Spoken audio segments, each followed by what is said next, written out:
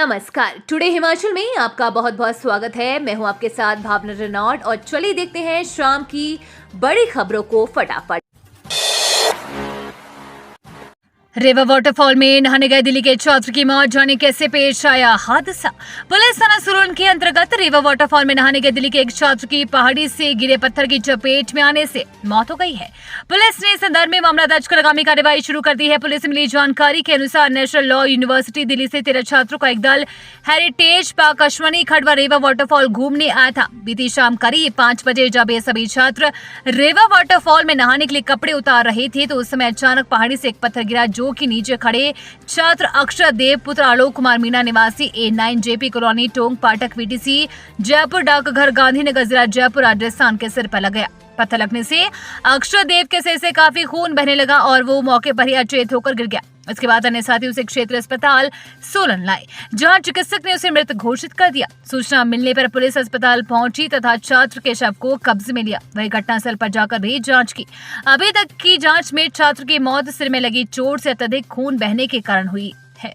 फिलहाल पुलिस द्वारा इस संदर्भ में धारा 174 के तहत कार्रवाई अमल में लाई जा रही है। हिमाचल सरकारी स्कूलों में आम लोग भी बच्चों को खिला सकेंगे धाम। हिमाचल प्रदेश के सरकारी स्कूल में अब लोग मंदिरों की तर्ज पर जन्मदिन, सालगिरह और अन्य खुशियां साझा कर सकेंगे। आम लोग भी सरकारी स्कूलों में दोपहर भोजन के समय धाम दे सकेंगे। इसके लिए उन्हें एक सप्ताह पहले स्कूल प्रबंधन समिति के समक्ष आवेदन करना होगा। इसके बाद समिति की मंजूरी मिलते ही वो स्कूल में विद्यार्थियों के लिए धाम बना सकेंगे। इसके लिए शिक्षा निदेशालय की ओर से प्रति भोज कार्यक्रम शुरू किया जा रहा है। शिक्षा निदेशालय ने सभी जिलों को पत्र भेज दिया है। कार्यक्रम का मुख्य उद्देश्य दोपहर के भोजन योजना यानी कि मिड डे मील में आम जन भागीदारी को बढ़ाना है। गांव के लोगों समेत कई सामाजिक संस्थाएं जन्मदिन, शादी समारोह और अन्य कार्यक्रमों की खुशी स्कूल के बच्चों के साथ साझा करना चाहते हैं। उससे पहले उन्हें इसकी मनाही थी। नए नियमों के अनुसार अब बच्चों को धाम भी परोसी जा सकेगी। इसमें शर्त ये रहेगी कि भोजन स्कूल की रसोई में ही तैयार होगा। लोग नकद धनराशि देकर भी भोजन तैयार करवा सकते हैं। धनराशि MDM या विद्यालय प्रबंधन समिति के खाते में जमा करनी होगी। अगर एक ही तिथि में कई लोग भोजन करवाना चाहते हैं तो प्रधान प्रबंधन समिति और स्कूल के प्रधानाचार्य को यह अधिकार होगा कि वो किसे इस तिथि में शामिल करना चाहते हैं। नवनिर्वाचित विधायकों में से बन सकता है मंत्री, सरकार को संकट से उबारने का मिलेगा तोहफा। सुखो मंत्रिमंडल में खाली कैबिनेट मंत्री के एक पद को नवनिर्वाचित विधायकों में से भी भरा जा सकता है। सरकार को संकट से उबार लेने का तोहफा मंत्रिमंडल विस्तार में दिया जा सकता है। अनुराधा राणा कांग्रेस की मात्र महिला विधायक है। पहली बार चुने जाने के बावजूद वो मंत्री पद के सशक्त दावेदार हो गई है। राकेश कालिया भी वरिष्ठता के नाते कैबिनेट में जगह पा सकते हैं। CM सुखविंदर सिंह सुक्खू के गृह जिले हमीरपुर में उनके सबसे बड़े विरोधी राजेंद्र राणा को हराने वाले कैप्टन रंजीत राणा को भी कोई पद मिल सकता है। औहदे की दावेदारी में स्वाभाविक रूप से विवेक शर्मा भी होंगे। लाहौल स्पीति में 2 पूर्व विधायकों को हराकर अनुराधा राणा हिमाचल प्रदेश विधानसभा की सदस्य बनी है। वो प्रदेश विधानसभा में दूसरी महिला विधायक होगी और कांग्रेस से इकलौती। वर्तमान में सुक्खू मंत्रिमंडल में कोई भी महिला मंत्री नहीं है, इसलिए अनुराधा राणा मंत्री पद की मजबूत दावेदार होगी। गगरेट से चुनाव जीतने वाले राकेश कालिया चौथी बार कांग्रेस पार्टी से विधायक बने हैं। कालिया मुख्यमंत्री सुखविंदर सिंह सुक्खू के नजदीकी है। कांग्रेस के राष्ट्रीय सचिव रह चुके हैं। उनका 16 महीने पहले हुए विधानसभा चुनाव में टिकट कट गया था। इससे नाराज होकर वो कांग्रेस छोड़कर भाजपा में चले गए थे, मगर उपचुनाव में दोबारा कांग्रेस प्रत्याशी के रूप में चुनाव लड़कर चौथी बार विधायक बने हैं। हिमाचल में इस दिन से मौसम साफ रहने के आसार, धूप खिलने से और चढ़ेगा तापमान। हिमाचल प्रदेश के कुछ भागों में 3 दिनों तक हल्की बारिश की संभावना है। साथ ही अंधड़ चलने का येलो अलर्ट भी जारी किया गया है। मौसम विज्ञान केंद्र शिमला के अनुसार 10 जून से 13 जून तक राज्य के सभी भागों में मौसम साफ रहने का पूर्वानुमान है। धूप खिलने से तापमान और चढ़ने के आसार है। राज्य में 15 जून के बाद प्री मानसून की बारिश का दौर शुरू होने का पूर्वानुमान है। आज शिमला सहित कई जगह हल्के बादल छाए रहने के साथ धूप खिली है। प्रदेश में 1 से 6 जून के दौरान सामान्य से 45% अधिक बारिश दर्ज हुई है। इस अवधि में 10.8 मिलीमीटर बारिश को सामान्य माना गया है। 1 से 6 जून के बीच 15 से 6 मिलीमीटर बारिश दर्ज हुई है। कांगड़ा, मंडी, शिमला और ऊना जिला में सामान्य से कम बारिश हुई है। कांगड़ा में सामान्य से 17%, मंडी में 3, शिमला में 28 और ऊना में 15% कम बारिश हुई है। जिला बिलासपुर में सामान्य से 130, चंबा में 31, हमीरपुर में 4, किन्नौर में 57, कुल्लू में 28, लाहौल स्पीति में 219, सिरमौर में 69 और सोलन में 59% अधिक बारिश दर्ज हुई है। हिमाचल के स्कूलों में इस माह भर्ती होंगे 2123 शिक्षक। जाने किस श्रेणी में कितने पद। चुनाव निपटते ही हिमाचल प्रदेश में शिक्षक भर्ती प्रक्रिया तेज हो गई है। प्रदेश के सरकारी स्कूलों में इस माह 2123 शिक्षक भर्ती होंगे। जेबीटी के 1100, टीजीटी के 1023 शिक्षकों की बैच वाइज आधार पर भर्तियां होनी है।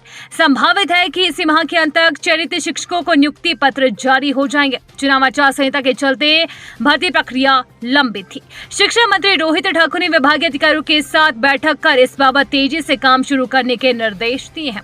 लोकसभा और विधानसभा उपचुनाव के चलते आदर्श चुनाव आचार संहिता लगने से टीजीटी, जेबीटी कंप्यूटर शिक्षकों की भर्तियां लटक गई थी। चुनाव की घोषणा से पहले शिक्षा विभाग ने 1023 टीजीटी का बैच वाइज भर्ती के माध्यम से चयन कर लिया था। चुनाव प्रक्रिया शुरू होने के चलते इन शिक्षकों की नियुक्तियां नहीं दी जा सकी थी। शिक्षा मंत्री ने नियुक्तियों से संबंधित सभी औपचारिकताओं को इस माह पूरा करने को कहा है। इसके अलावा करीब 1100 पदों पर जेबीटी की बैच वाइज भर्ती भी पूरी कर ली जाएगी। प्रारंभिक शिक्षा निदेशालय ने 13 मार्च को अक्टूबर नवंबर 2023 के दौरान हुई बैच वाइज काउंसलिंग का परिणाम घोषित किया है। इसमें टीजीटी आर्ट्स में 496, नॉन मेडिकल में 333 और मेडिकल में 194 अभ्यर्थियों का चयन हुआ है। सीएम ने दिए शिमला मटौर तथा मंडी पठानकोट 4 लेन का कार्य जल्द पूरा करने के निर्देश। मुख्यमंत्री ठाकुर सुखविंदर सिंह सुक्खू ने एनएचएआई अधिकारियों को शिमला मटौर तथा मंडी पठानकोट सड़कों को पूर्ण रूप से 4 लेन में विकसित करने के निर्देश दिए ताकि यात्रियों को आरामदायक यात्रा की सुविधा मिल सके।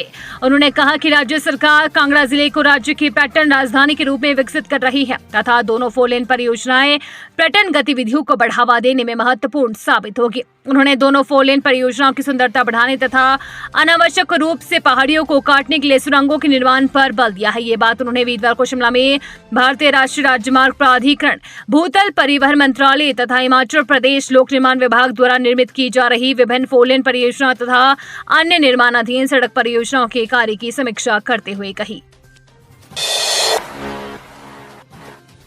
ना निंदा न बयान। कंगना के साथ थप्पड़ कांड पर आखिर चुप्पी साधे क्यों बैठी है सुक्खू सरकार। हिमाचल प्रदेश के मंडी संसदीय क्षेत्र से नवनिर्वाचित सांसद कंगना रनौत पर चंडीगढ़ हवाई अड्डे पर दुर्व्यवहार हुआ। हवाई अड्डे पर महिला सुरक्षा कर्मी ने कंगना रनौत को थप्पड़ मारा। उसके बाद विपक्षी भाजपा की ओर से घटना की कड़े शब्दों में निंदा की गई। इंटरनेट मीडिया पर कंगना रनौत पर हुए हमले को लेकर लोग निशाना साध रहे हैं, लेकिन प्रदेश सरकार और कांग्रेस की ओर से किसी तरह की टिप्पणी नहीं की गई। हवाई अड्डे पर महिला सांसद के साथ घटित घटना पर पूर्व मुख्यमंत्री जयराम ठाकुर ने इस हमले पर चिंता जाहिर की। उनका कहना है कि ये बहुत ही गंभीर मामला है। राहत। हिमाचल में अब बनने शुरू होंगे हिमकेयर कार्ड। आचार संहिता के चलते हजारों मामले लंबित। हिमाचल प्रदेश में अब हिमकेयर कार्ड बनने शुरू हो जाएंगे। लोकसभा चुनाव और विधानसभा उपचुनाव के चलते प्रदेश में प्रक्रिया बंद थी। आचार संहिता हटने के बाद स्वास्थ्य कार्ड बनाने के लिए पोर्टल को खोल दिया जाएगा।